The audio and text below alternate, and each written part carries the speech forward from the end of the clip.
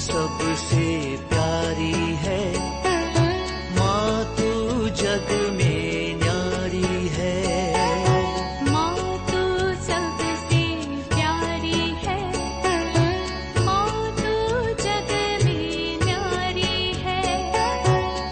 अपने आंचल में रखना, अपने आंचल में रखना, हमें वरदानों से भरना।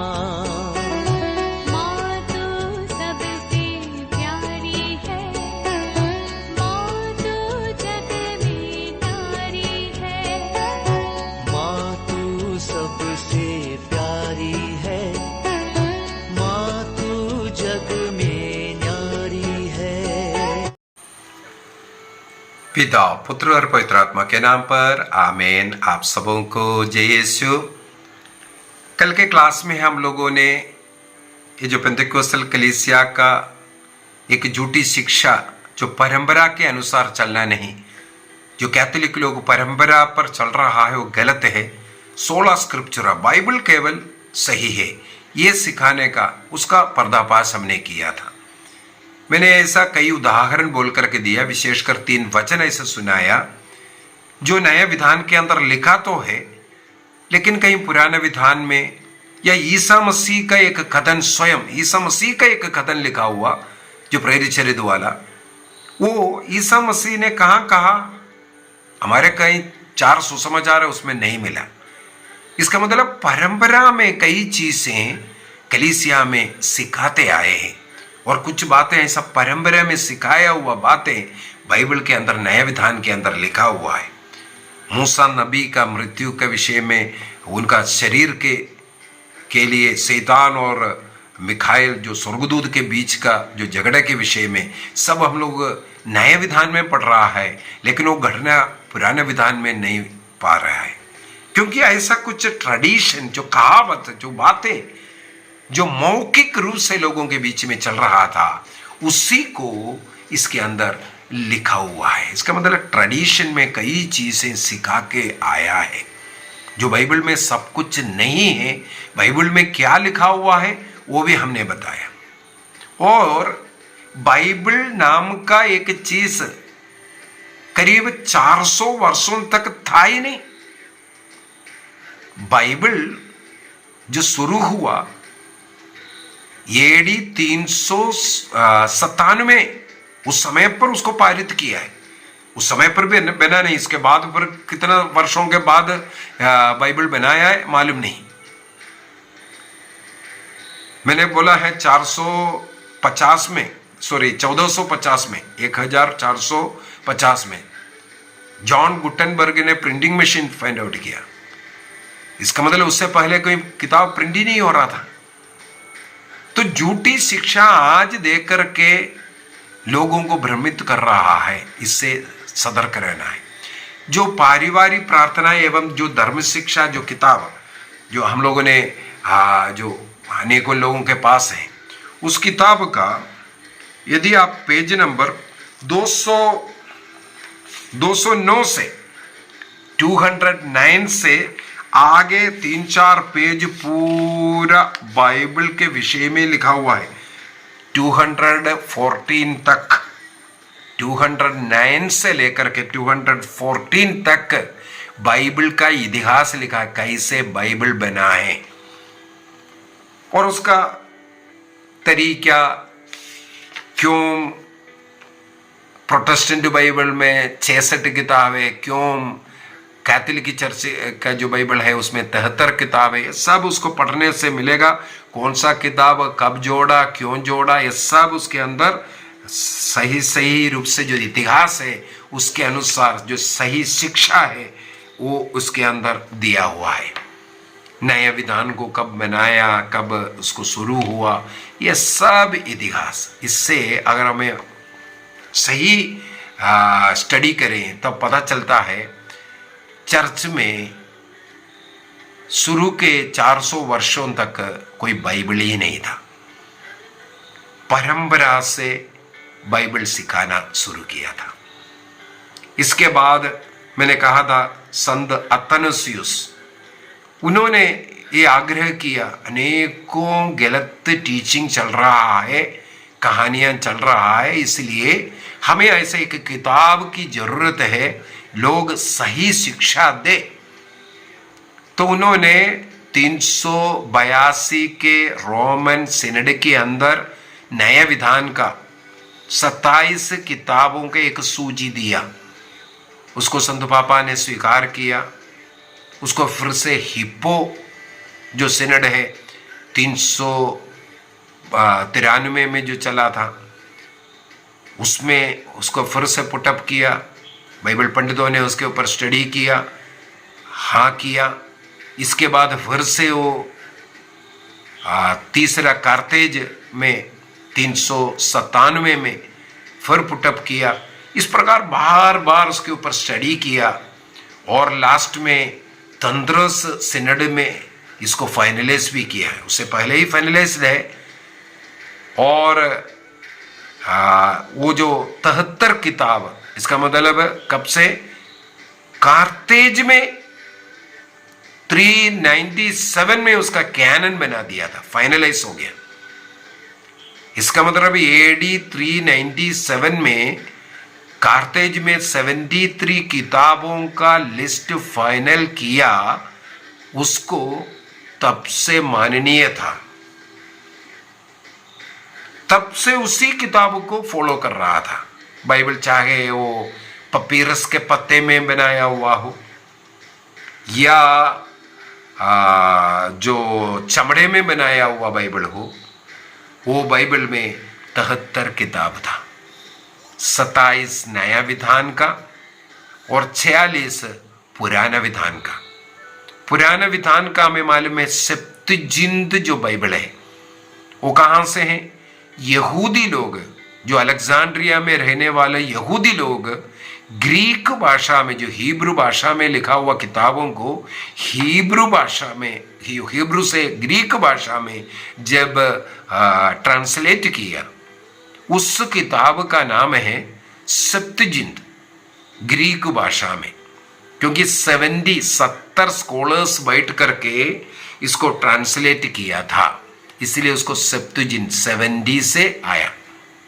उस समय पर ग्रीक भाषा में अलेक्जेंड्रिया में ऑलरेडी कुछ किताबें थे, यहूदियों के बीच में वो चल रहा था।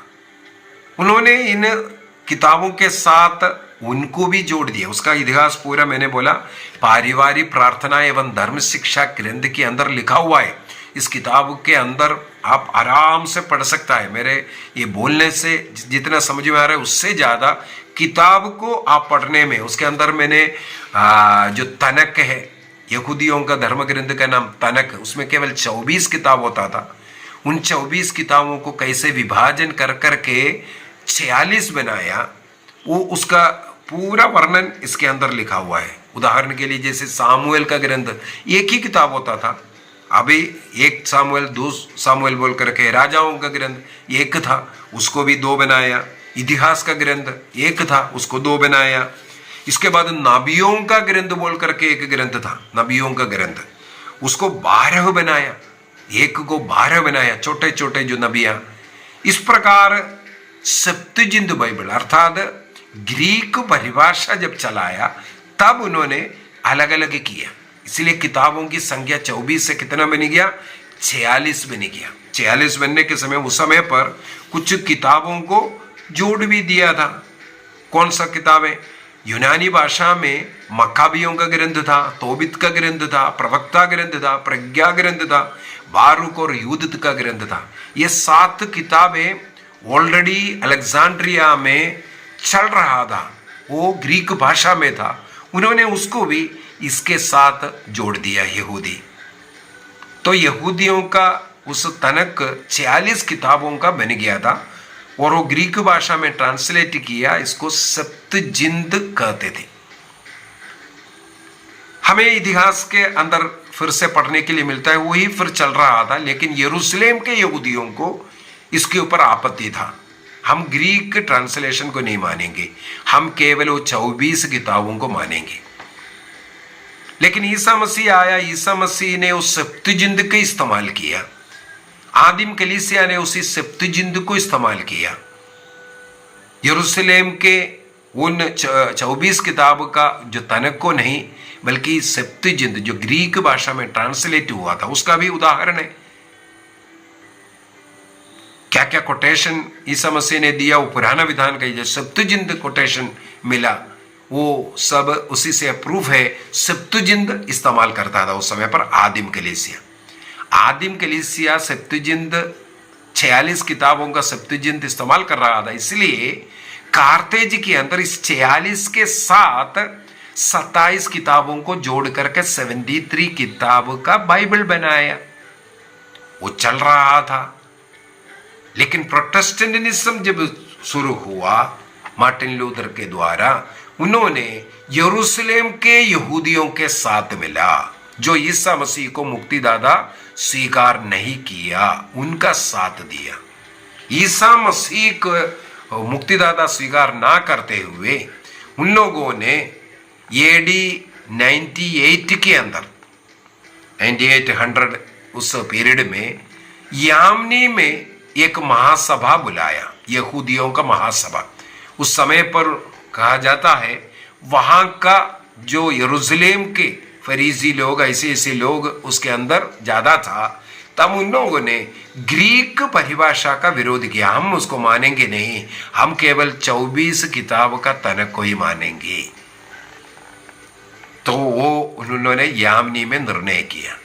अब ये प्रोटेस्टेंट लोग कैथोलिक कलीसिया से निकलने के बाद उन यहूदियों के साथ जुड़ गया जो यामनी काउंसिल में जो निर्णय किया है हम 24, लेकिन 24 में नहीं रुका।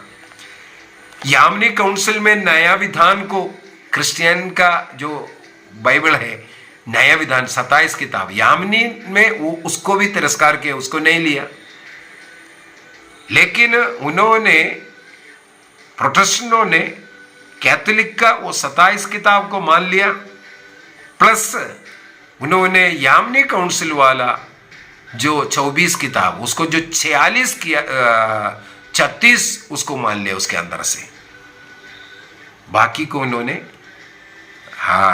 36 नहीं 39 को 39 किताबों को ले लिया, बाकी को ना किया। इसका मतलब है कुछ नया विधान का यहां स्वीकार किया और कैथोलिक चर्च का कई टीचिंग स्वीकार किया, जैसे ट्रिनिटी है, आज भी वही चल रहा है।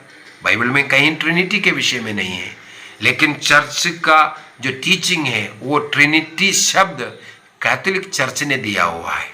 ट्रिनिटेरियन गॉड, तृतीय ईश्वर, वो बाइबल के अंदर तृतीय ईश्वर के विषय में तृत्व एक शब्द लिखा ही नहीं, लेकिन कैथोलिक कलीसिया ने उस शब्द को इस्तेमाल किया। उसको तो प्रोटेस्टेंट ले रहा है। तो हमारे मर्जी में जो करेंगे, इस प्रकार उन लोगों ने उन किताबों को, वो जो ग्रीक भाषा में पहले था, उसको स्वीकार नहीं किया।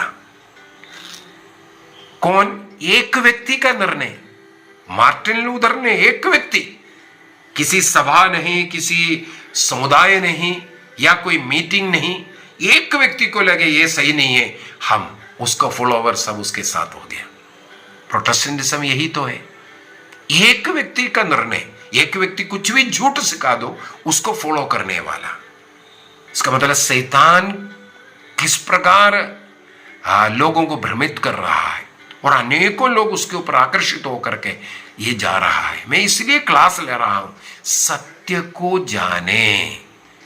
यदि 73 किताबों का बाइबल कलीसिया ने दिया है, उसको स्वीकार कीजिए। यदि 27 किताब पवित्र आत्मा की प्रेरणा से लिखा है, पुराना विधान पवित्र आत्मा की प्रेरणा से है, 39 किताब पवित्र आत्मा की प्रेरणा से करके आपके पास क्या प्रूफ है? केवल 7 किताब, ये 7 किताब पवित्र आत्मा की प्रेरणा से नहीं है करके आपको कैसे मालूम? आपको कैसे मालूम? ये झूठी शिक्षा 2000 साल जो बाइबल को अपनाया है उसको नकारने वाला ये जो शिक्षा गलत शिक्षा है, इससे हमें बचने की जरूरत है।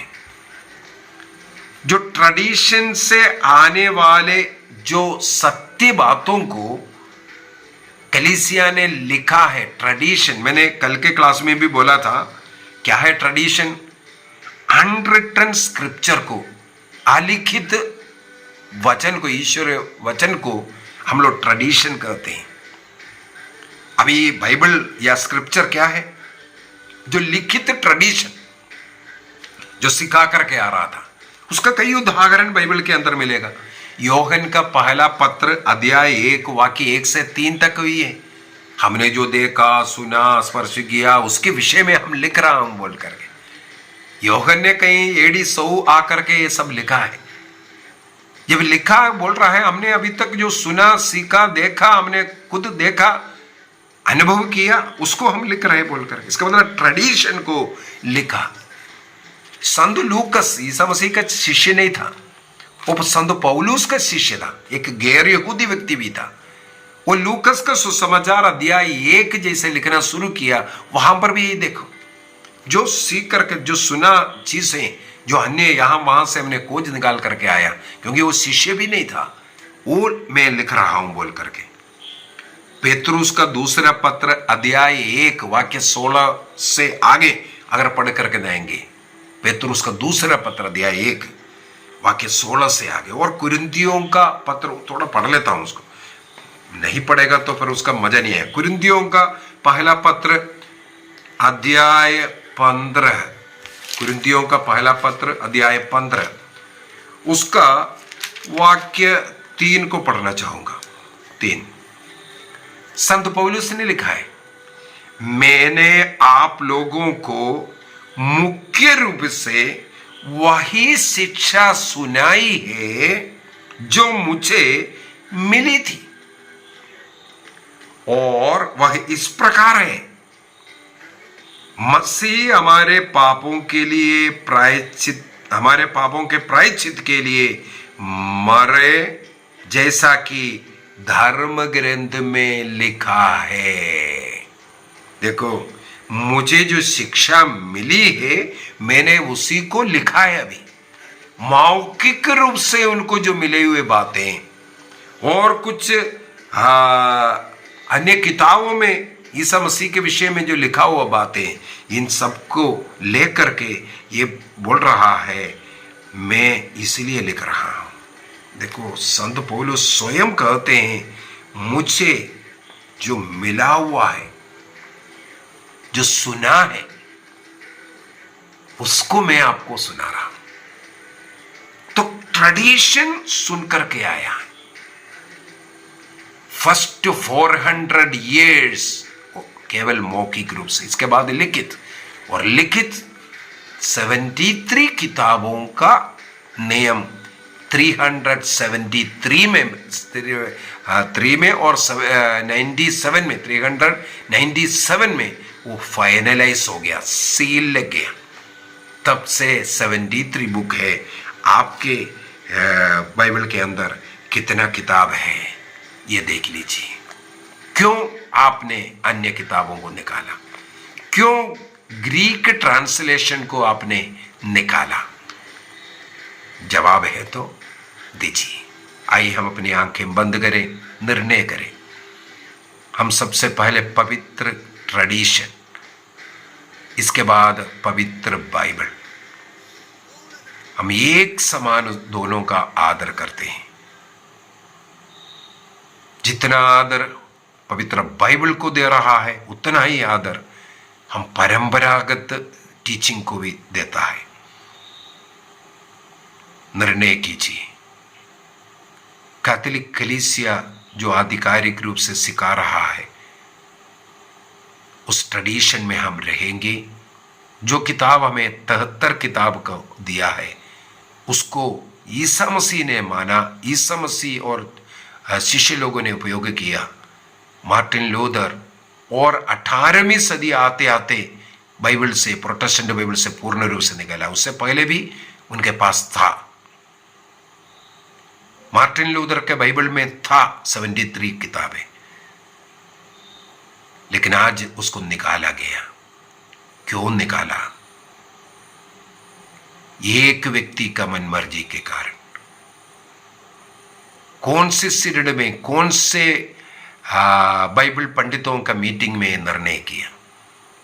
नहीं हुआ। इसलिए हम इस प्रकार के झूठी शिक्षा से बचेंगे। निर्णय कीजिए। कल पुनः हम लोग कलीसिया के अधिकार पर हम मनन चिंतन करेंगे।